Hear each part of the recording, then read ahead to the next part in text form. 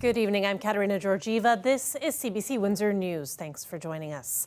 A recent purchase by the city could be part of a solution to a major problem in our area. Dawson Chen has tonight's top story. Why did the city of Windsor buy this vacant school in the city's West End? The reasons are housing development and blight prevention. That's according to Councillor Fabio Costante, in whose ward the former St. Michael's School is located. These are key parcels of property that could be developed for housing or other public goods, and so this was an effort for us to control this parcel and to ensure that it goes towards a good public good like affordable housing.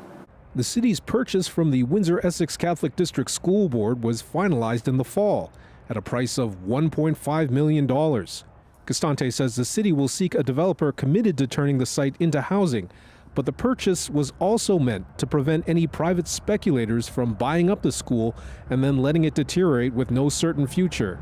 Costante says that scenario has played out in his ward multiple times already. That's right, and not to say that every investor is going to do this, obviously, but if history tells us anything, we've seen quite a few of these schools and public institutions not go to good uses, as I mentioned, and so this was an opportunity for us to get ahead of it. As examples, Costante points to the former J.L. Forster Secondary School, the former J.E. Benson Public School, and the former Sacred Heart Elementary School, which are all now in private hands but have been sitting unused for years. Oftentimes, you'll see windows get shattered, you'll see folks stealing copper out of the interior or stealing goods that are inside, and so it creates a bit of blight in the neighborhood. And opportunities for crime, petty crime, and things of that nature. Anneke Smit, director of the University of Windsor's Center for Cities, says that a school sitting empty can have a major negative effect on a residential area. It's part of the character of the neighborhood, right? It's a big space. And so when you have a big block like that is now sitting without any activity on it, it's likely to have an impact in the neighborhood. Obviously, it's good to see more housing being built or potentially being built in the city. So anything that is building at a denser level is a good thing. Costante says he expects the city will be requesting expressions of interest from housing developers about the former St. Michael's School later this year. Dawson Chen, CBC News, Windsor.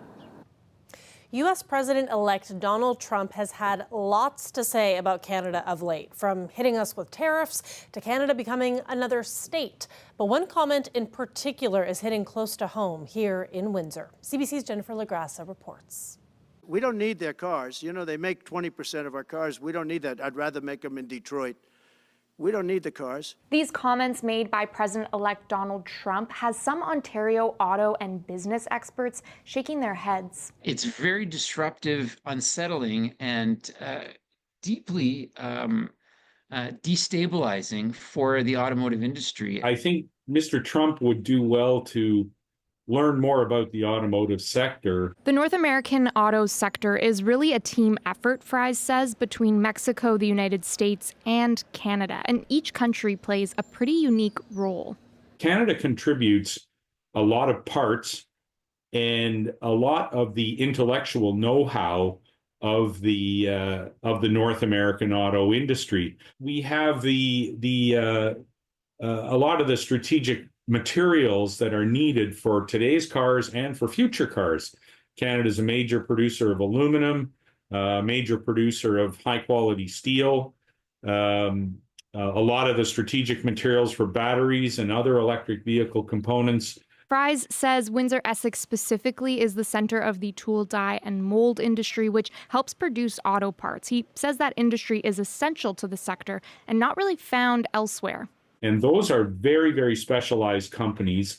And Canada is one of the core parts of the tool, die, and mold sector in the world. In fact, many experts would suggest that our tool, die, and mold sector is the best or one of the best in the world. But is this all talk from Trump? If you're an auto worker in the region, one expert says this needs to be taken seriously. Certainly should be concerned simply because of the potential of disruption and the tariff. Despite this, both experts say that there's really no way to quickly replicate what we do here in Canada elsewhere. Jennifer LaGrassa, CBC News, Windsor.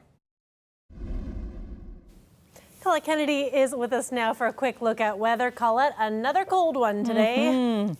Yeah, it didn't help. You know, the temperature dropped to -6 last night. Okay, we're not even factoring those winds in, Katarina, but that it hardly changed through the day today. I think for 1 hour we came up to -4. Otherwise, we were sitting there through the day, -5, -6, and then factoring those wind chills in, making it feel like we were in the minus double digits. And time to time, a few flurries again with some of that lake effect. Those winds finally, beginning to back off, and we do have that improvement into tomorrow. In fact, late in the day, they shift to the southwest. But for tonight, colder than last night, -10, feeling like -15. At least tomorrow, we get a lot of sunshine. Another system coming this weekend. Katarina will have details coming up. Thanks, Colette. Turning now to federal politics. A number of cabinet ministers say they are considering a bid to replace Justin Trudeau as prime minister and party leader. But one high-profile Liberal says he won't be in the running. Ashley Burke has the latest on how the leadership race is shaping up. On his way into caucus, but out of office, Justin Trudeau meeting with his MPs as the field of his possible successors starts to narrow. Trudeau's new second in command says Liberals across the country are encouraging him to run, but he's decided not to. Last night, and then after sleeping on it this morning, I decided that the most important thing I should do over the next few months is my job as Minister of Finance and Intergovernmental Affairs. A decision Dominic LeBlanc says came down to Donald Trump and his tariff threat. I will be solely focused on the real economic threat. Four other cabinet ministers are now on the list of those who may run. I am absolutely considering. I want to ensure that I have a sufficient amount of support to be competitive in the race. I very much know that I'm the Minister of Foreign Affairs at a time where it's extremely difficult with the American administration, the incoming one. And so that's why I'll continue my reflection. Trudeau's former Deputy Prime Minister, Chrystia Freeland, also viewed as a top contender. She's not saying anything publicly about her intentions, but privately is making calls. In a stunning move, she resigned in December after Trudeau tried to replace her as finance minister and offer her another portfolio tied to Canada-U.S. relations. But that backfired and became a pivotal moment. I care deeply about this country. That led to insurmountable internal pressure for Trudeau to resign.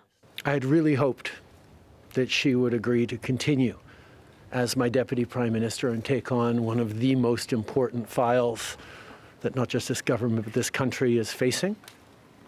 But she chose otherwise. Some Liberals say Trudeau waited too long to say he'll leave. Now a leadership race will unfold as Trump takes office in less than 2 weeks. Very much should have started earlier. You can point to a lot of decision points over the last 6 months that would have made this process a lot easier. Trudeau will meet with the Liberals' national executive tomorrow to talk about how the leadership race will unfold. It will be up to the party to decide how it chooses its next leader and start figuring out what the rules will be. Ashley Burke, CBC News, Ottawa. In some jurisdictions, there are laws to protect consumers from defective vehicles. They're called lemon laws, and they offer recourse for people who buy a new car with a major defect. They exist in a lot of states in the U.S., and now an Ontario man is joining the call for this province to introduce those laws as well, after a new car that he bought started having issues just 4 days after he brought it home. Farah Morelli has more. So this is the rental they provided. These days, this is the vehicle Carl Cameron drives around. But it's not the one he bought. Last year, he purchased a new $40,000 2024 Nissan Altima. But within days, he says, the problems began. From flashing lights on the dash to the radio turning on and off. And it's telling me that this tire was low, this tire was high. So 4 tires, it was showing me different things. So then the radio started.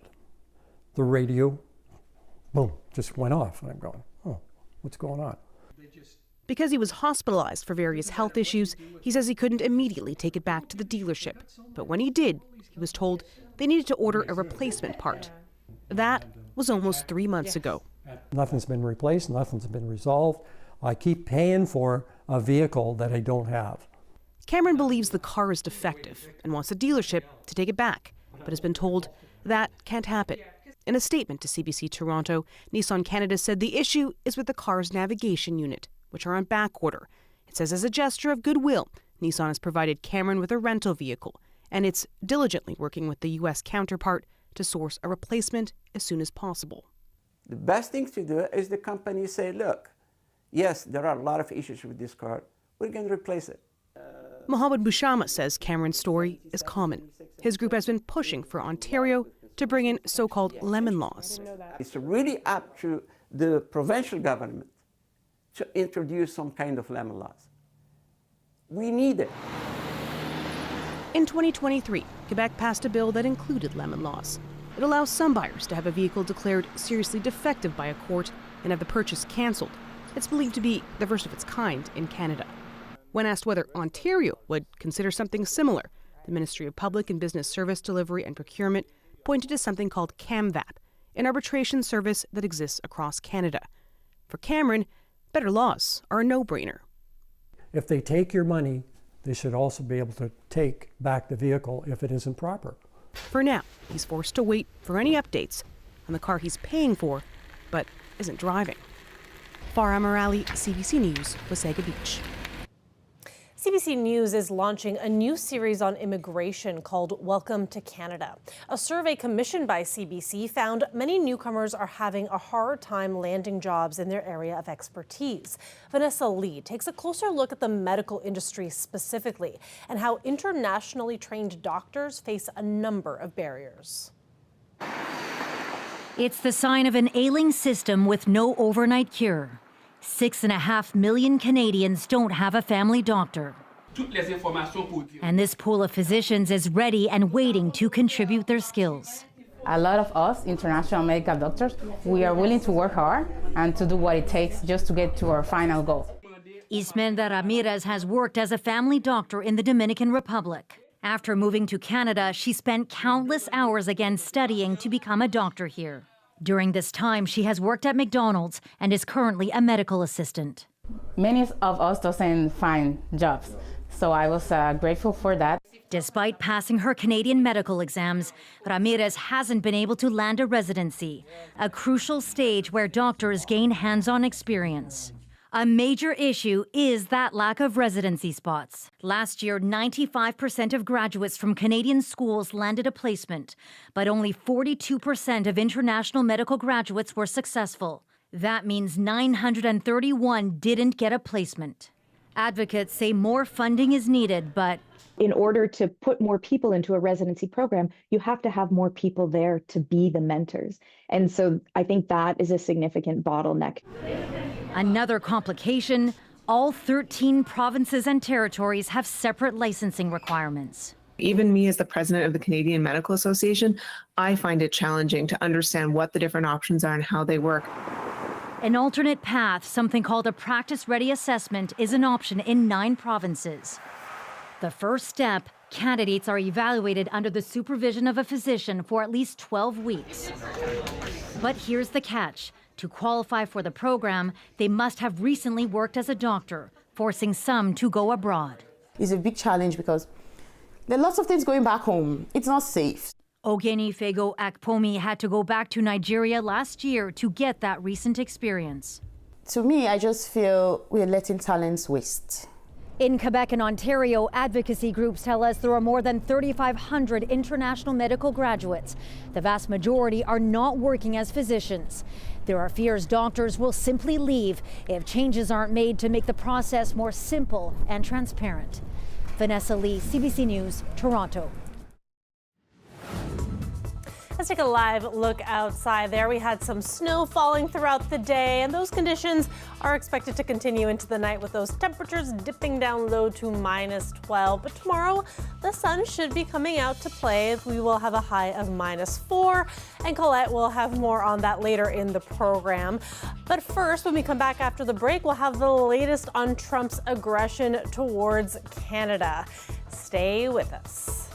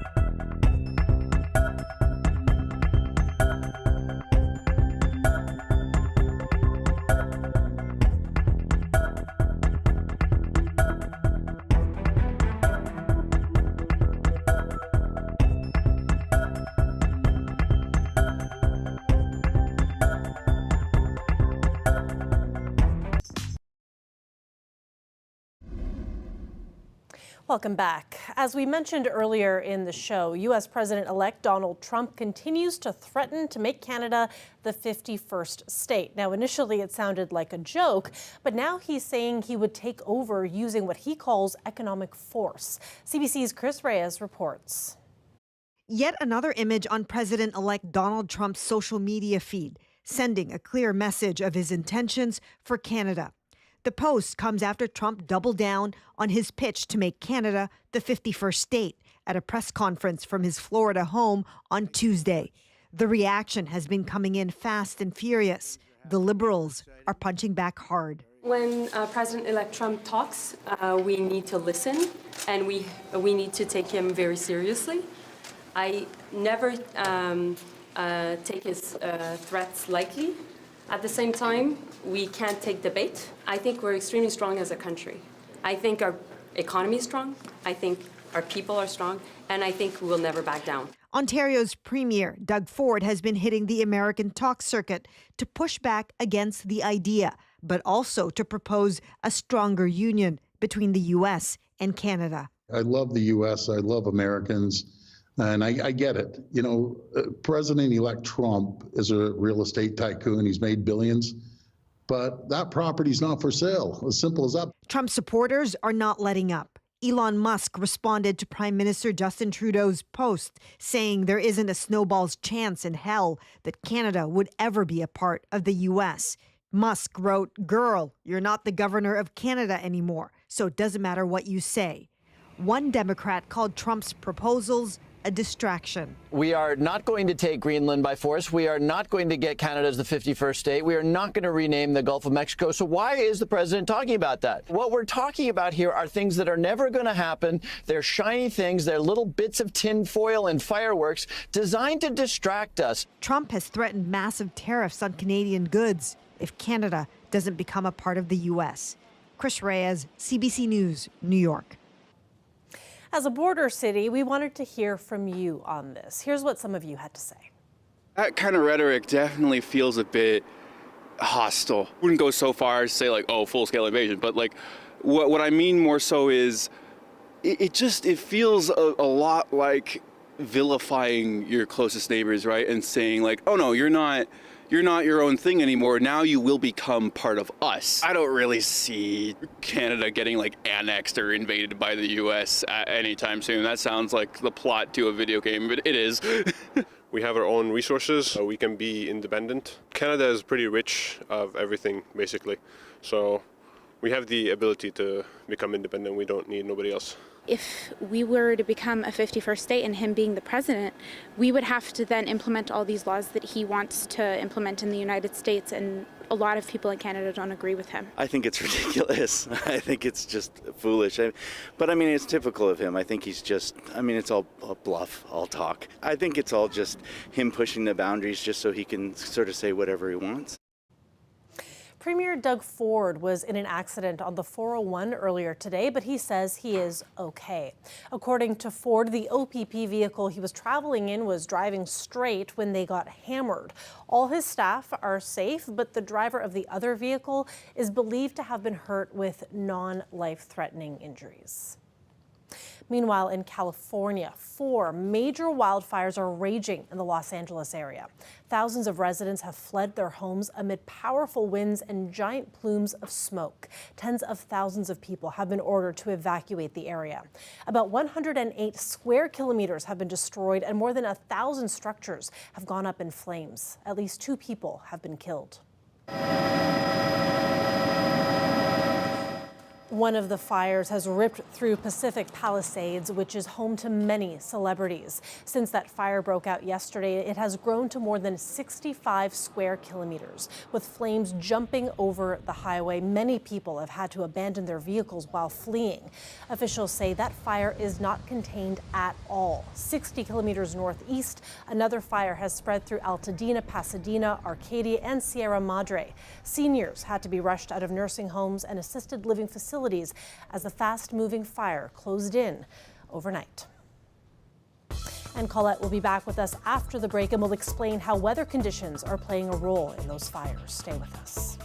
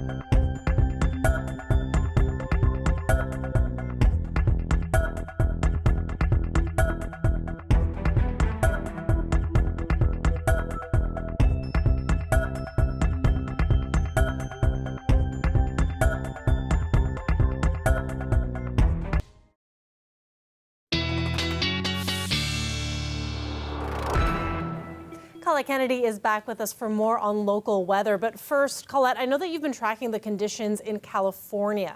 So how is the weather impacting those efforts to contain the wildfires? Yeah, it makes it really, really tricky because, of course, the very strong winds are feeding these fires, giving them fuel, but also making them spread. But those winds are too strong. They're high enough in the atmosphere to affect the planes that might go in and be trying to treat the fires. That's why some of them are 0% contained, because they don't even have help with that air support. So what's going on here? The setup is this ridge of high pressure. We call it the Four Corners High, and that's not unusual. That's often there, and in fact, in the summer months, it brings wet weather, the monsoon, into Arizona. But we've also, at this point, got an area of low pressure forming in northern Mexico. It's going to affect the southern U.S. as it tracks eastward. So between the two, we get more of a pull of the winds with clockwise circulation here, counterclockwise here, and that's just driving those Santa Anas in. Plus, they compress as they come down the mountains and heat. So we've got this happening with winds that are at times gusting to 160 kilometers an hour or stronger. And so that fire weather warning is over a large area. The Pacific Palisades fire, the one that so much attention is focused on right now between Malibu and Santa Monica. And one positive piece of news in here is if we look at the wind gusts, not from this morning where they were, but where they go into these evening hours, is they will start to drop down. And so they should hopefully see at least some relief there in the sense of what they're dealing with the heat and the fires. And we're talking about winter weather and the cold temperatures. Not that unusual, not that far off the norm for us, but right now, -6, -10 in London, where they're still dealing with some lake effect in that region. Feels like -11 when we factor those winds in. Now, those winds will be easing off, so finally those squalls continue to die off. Now, we do have to deal with a bit of cloud cover early tonight, but tomorrow we do get into a lot of sunshine. So there's going to be some nice sky conditions, although it's a cold night tonight, and tomorrow still on the chilly side for sure. That begins to change as the system is going to come towards us Friday. That is going to bring us some periods of light snow. Be aware of that. It's, getting towards the weekend. If you're planning on traveling or taking off early Friday, there could be some areas of the roads where things are going to move pretty slowly. But tonight, that temperature -10. We only went to -6 last night. So -10, even colder feel to tomorrow morning. We come up to -3, another cold night Thursday into Friday. And then as that system comes through, it actually helps us out by bumping the temperatures a little bit, Katarina. Which I am looking forward to. Thanks so much for that, Colette. You're welcome. And thanks to you all for watching. We will see you back here tomorrow night. Good night.